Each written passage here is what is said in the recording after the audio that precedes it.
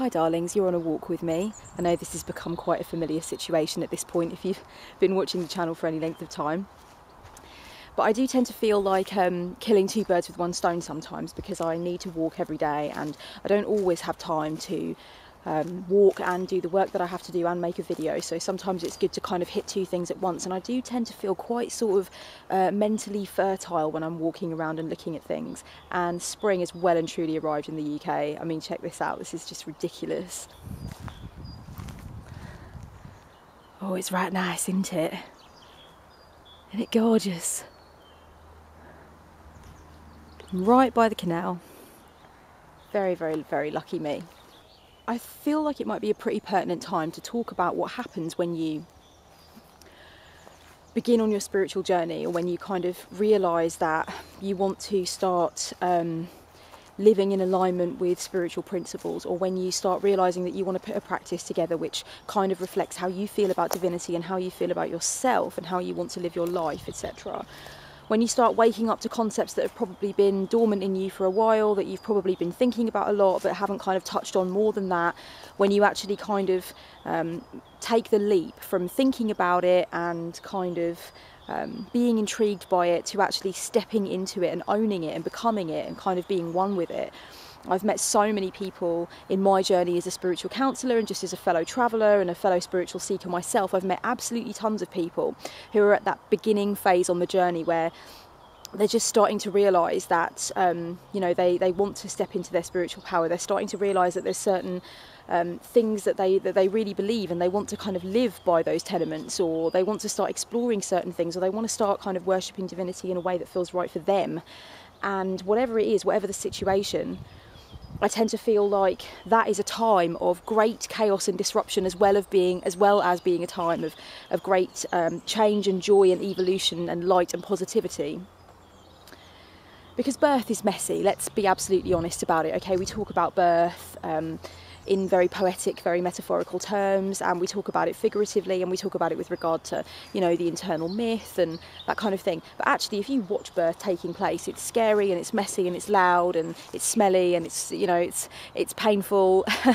And actually, our metaphorical births, our figurative, mythological births, if you like, the births that take place from the inside out throughout our lives at different phases, are also icky and messy and scary and uncertain and all of those things.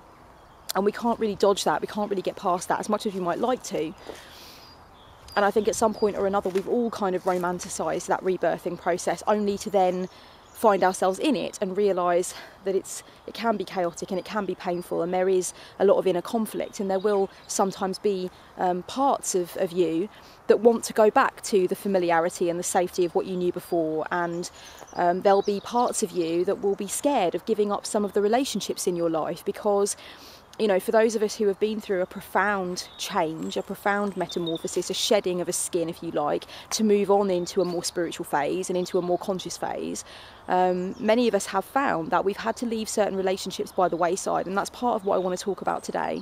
First of all, I want to say that I've come across a lot of language over the years, and I don't have any particular place in mind or any particular person in mind. I've been on my spiritual journey now for quite a long time, and over the years it's just been a certain kind of phraseology and a certain kind of idea that I've come across kind of over and over again with some degree of frequency.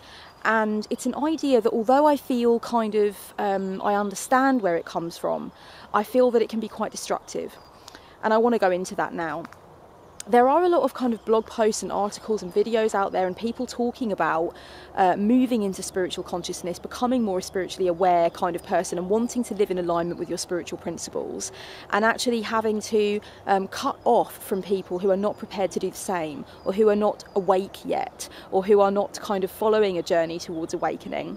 And there's a lot of other talk about, you know, people will judge you if you start to kind of live in alignment with your spiritual principles. You know, conflict will arise as a result of that, because people aren't willing to wake up and smell the coffee or see the light, or, you know, come with you on this journey towards oneness and, you know, universal consciousness and all that good stuff. So it almost becomes a little bit of a phraseology and a language which is geared towards ripping a strip off of those who you're leaving behind, kind of assuming an attitude of superiority, kind of allowing yourself to feel as though any conflict or breakdown of a relationship which arises as a result of your spiritual awareness or your heightening desire to live spiritually is the fault of the person who won't come with you on that journey, right? And actually you're awakening and you are being illuminated and you are having all of these wonderful realizations, and they are just stuck in the same old stagnant pattern, and ultimately it's their fault that they can't come with you on your joyous journey into the new and the now and the truth and the oneness. And that's a very attractive narrative, you know. I can understand why people get caught up in that narrative, because when you move towards a more spiritual way of being, when you realise that you want to live your life in a certain way that you weren't living your life before, and you realise that as a result of making these key decisions and starting to live your life in a more spiritual way, a more ethical way, a more awake way, a more conscious way, a more responsible way, a way that's in alignment with social justice, whatever kind of changes you're making, when you realise that you're going to lose friendships and relationships that you had for ages are going to weaken as a direct result of these positive changes that you're making, it can be a comforting thing to blame those people for not coming with you and to decide that, you know, you've got something better than what they've got, and if they can't handle that, then, you know, screw them.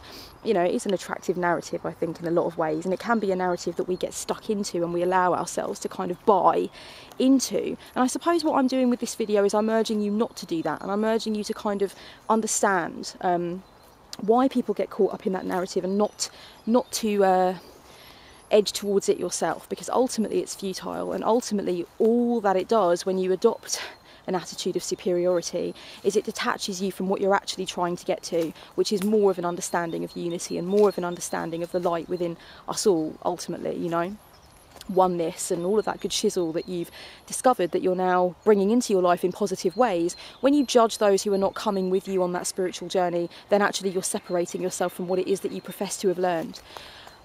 So I would really urge you, you know, not to take that road, even if some of the separations that you have experienced as a result of making the positive changes in your life have been very tough and have involved a lot of animosity, and for a lot of people that is the case. For a lot of people that's how it works, and it's very, very sad.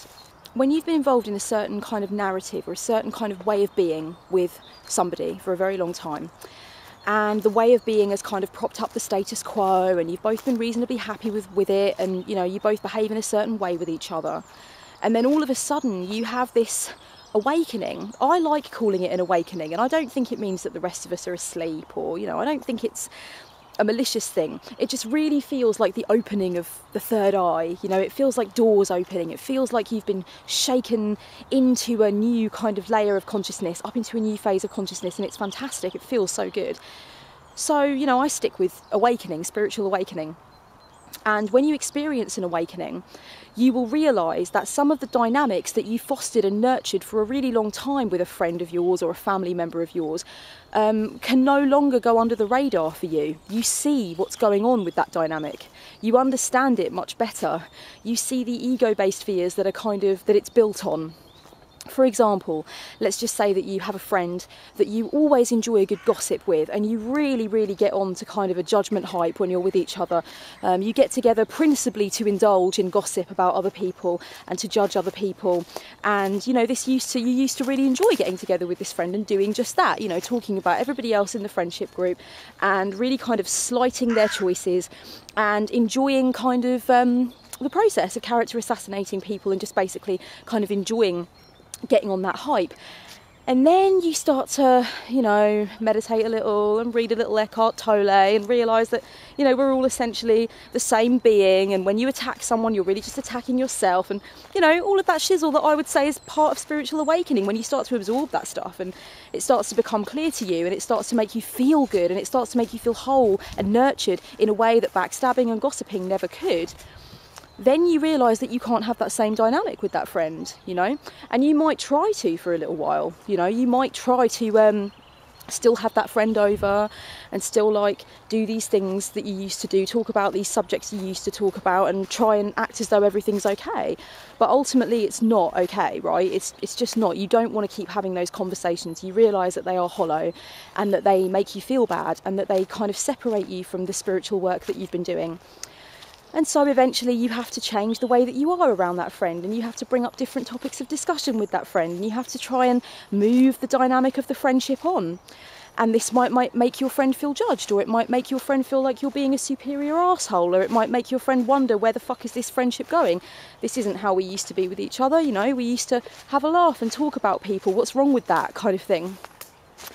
That's the kind of thing that I mean, right? That's what I'm ultimately trying to say, is when you move on from a certain way of being and you recognise that something else is better and more wholesome for you, and when you actually try to live your life in accordance with your spiritual principles rather than wearing a persona, it's hurtful to that friend that you're leaving behind. And tension is created, and maybe you see each other less, or maybe if you're close, the friend confronts you and says, you know, who do you think you are? You're making me feel really judged. I was good enough for you then, I'm not good enough for you now. Like, and this is just one example of absolutely hundreds. It happens with family dynamics all the time, you know.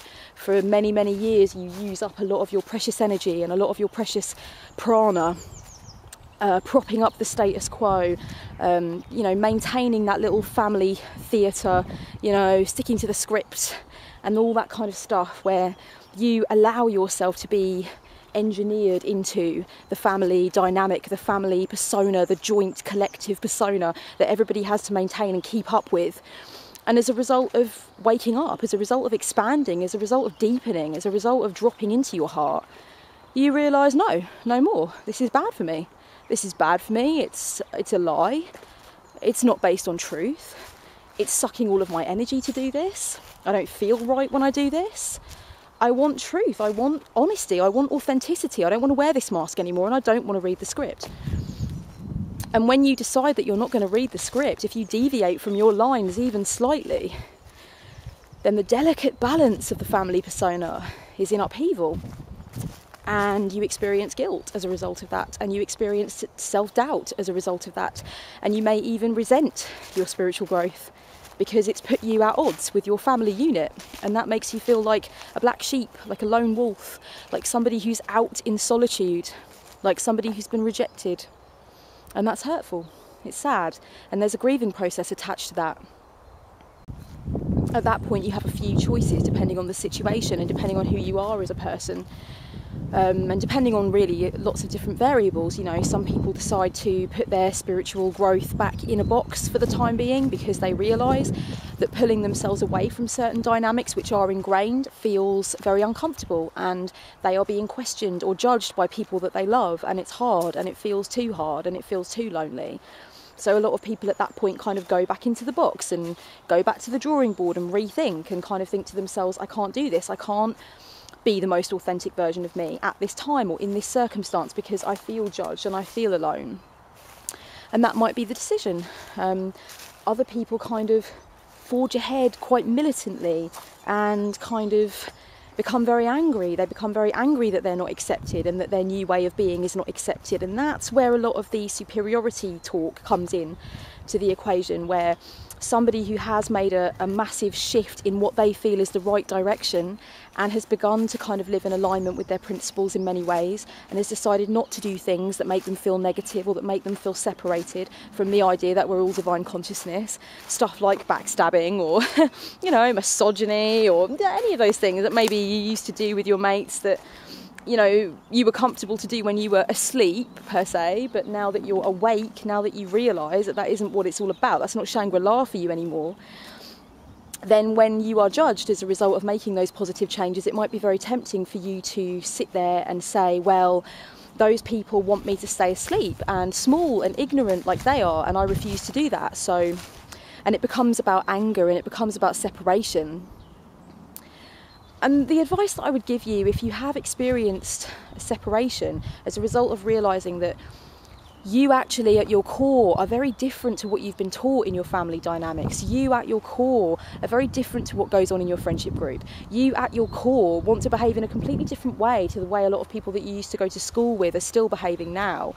You want to make positive change, you want to make really significant change, you want to, you know, be an incredibly illuminated new version of yourself.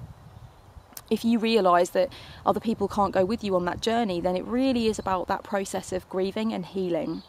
And sometimes anger is involved, and there's nothing wrong with anger. Anger is just a gateway to the other stuff. Anger can really be that kind of, it can be that release of pressure. It can be that valve that allows the other deeper, more complex and more nuanced stuff to come forward. So don't discredit anger, you know, realise how important anger might be to your own process and go through it, you know, because if you allow it to stagnate, it becomes like bitterness, and you don't want that, you know, you don't want that.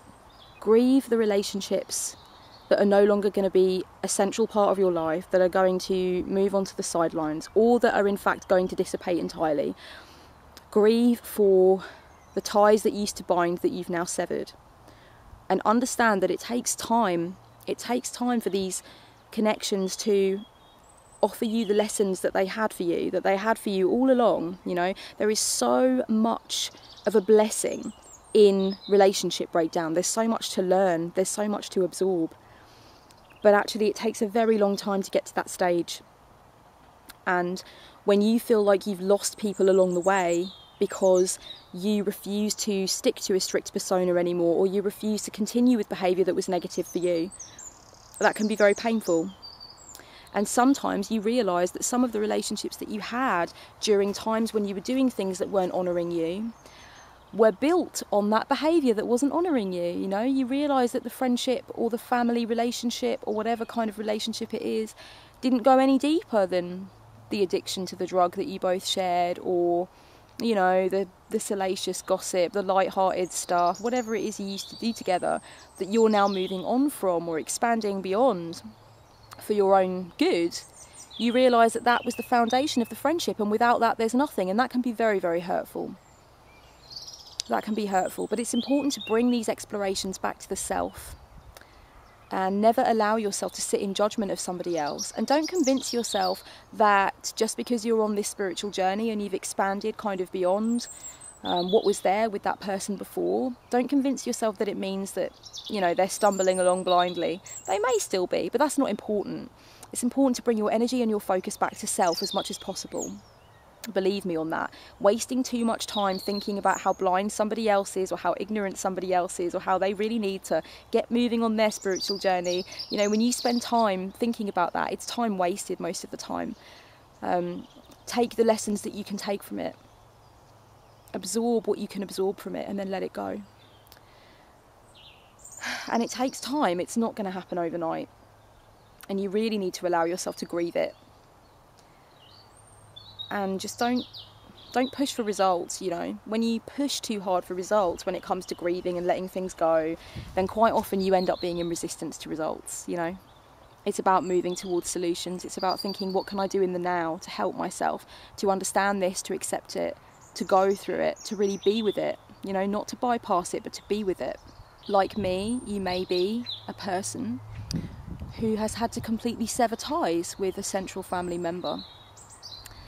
And it might be that actually you continue to play a certain role with that family member for a long time, and you continue to feed into their expectations of you and their idealised version of you and their idealised version of what they wanted the relationship to be. And actually it was coming to consciousness more and more and more, and healing more and more in little ways, that made you realise that you could no longer maintain that persona. You could not stick to the script anymore. And as a result of that, you lost that person. You had to sever ties with that person. You either realised that you loved yourself enough to stop whatever kind of emotional or mental abuse was going on, whatever kind of ill treatment you were receiving. You realised that you had to walk away for your own good, for your own sense of nurturing, to honour yourself. Or you really, really tried to, you know, to help that person to see that you still loved them and you still cared for them, but that the dynamic had to change, there had to be a shift, and they rejected you, they pushed you away. They didn't want to know you anymore. And it could be for any number of reasons. I know there must be people out there watching this who have struggled to release themselves from the family religion, the religion in which they were raised. And that's tough. I know that there are people who have struggled when they have come to an awareness of their emotional intelligence and their sense of what it is to be emotionally awake and aware and astute and connected, and then realising that one of their parents or one of their siblings just isn't even on the same planet in that regard, you know? And it's difficult not to make that about judgment. It is, because it's kind of easier in a lot of ways. It's easier. but it's not worth it. You know, you're better than that. You're both better than that. Your relationship is worth more than that. Your relationship deserves more respect than that. The memory of what was once there deserves your appreciation and deserves you to honour it, and not to sit in judgment, but instead to recognise where the lesson is. And I know that it's a hard thing I'm asking you to do. Believe me, because I've been through it, and my healing process was a very, very grand and a very epic crusade. A big part of what I have learned is that sometimes people that you thought were going to be in your life for the duration of your life, until one of you kind of shuffled off this mortal coil, those people were here to give you something much, much bigger and much, much grander than that. A lesson that hurt like hell, but a lesson that ultimately peeled back so many layers in one go and made you so much more of yourself and made you see so much more of yourself. And actually, even though it ached and even though it shattered your heart, what came from that was glorious. It can be glorious if you can grasp it, if you can harness it, if you can appreciate it. If you have realised that you would rather risk a sensual relationship than carry on living a lie and carry on living out of alignment with your spiritual principles, then I salute you and I commend you and I honour you, because it's a really intense place to be, you know, and it's a long drop in a lot of ways. But it's also a very, very privileged place to be. A lot of people don't get there. I know it seems like a cliche, but I want to end by saying that I truly believe that every single person that I've ever come across is a teacher. And I think that is such an amazing remedy for this more kind of superior attitude of like, oh, well, you've expanded above those people and you see more than those people see, and, you know, those people are stuck in their shitty little rigid sort of theatre. And I mean, it's okay to talk about how you see the dynamics of a relationship now, whereas you didn't before, or you've become more aware, whereas you weren't before. And it's okay to talk about how you've decided that you're not going to be a part of that anymore, that it doesn't feed your soul, that it's not honest. Those things it's important to say, and those things it's important to own about your journey. But sitting in judgment of those people who haven't moved on, that I would argue is a waste of your energy. And actually just thinking about how every single person in your life has granted you a valuable lesson, if you choose to see it that way, and if you choose to uncover the gold, that can be a remedy to the danger of superiority and the danger of writing people off who haven't been able to go with you on your journey. And I always say that, you know, when I talk about forgiveness and when I talk about healing and when I talk about letting go, I always say I bless them and I wish them well. You know, we can't go any further on the journey together. That's how I see it. That's genuinely how I see it. And does it take anger to get there? Yeah, sometimes. Does it take rage? Yes, sometimes. Does it take bitterness and disappointment and those kitchen floor moments where you are fucking sobbing your heart out, your heart shattered into a million pieces? Yes, it does sometimes take that, but it won't stop there. Go through that pain, you know. Don't try and go around it or under it or over it. Don't cheat yourself like that. You know, if you're strong enough to come to this realization that some relationships will be severed by the growth that you've chosen to do, if you're strong enough to come to that realization, then you're strong enough to go through the pain of the grief and the loss. You're strong enough. Trust me. Believe me. Trust me on it. You are. And go through it and feel that pain. Grieve. Grieve the loss of that relationship. You know? And believe in yourself. Believe in your strong and pure intention, your highest possible intention, your purest desire to live the life that you want to live, not the life that you've been moulded into, you know, the life that you want to design in accordance with what you really believe in your soul. You know, believe in your right to that and believe in the beauty of that. And only good things will come. But it's about being real, it's about not bypassing it, it's about recognising that some relationships don't survive your metamorphosis, and that's okay. That is okay. That'll happen, you know.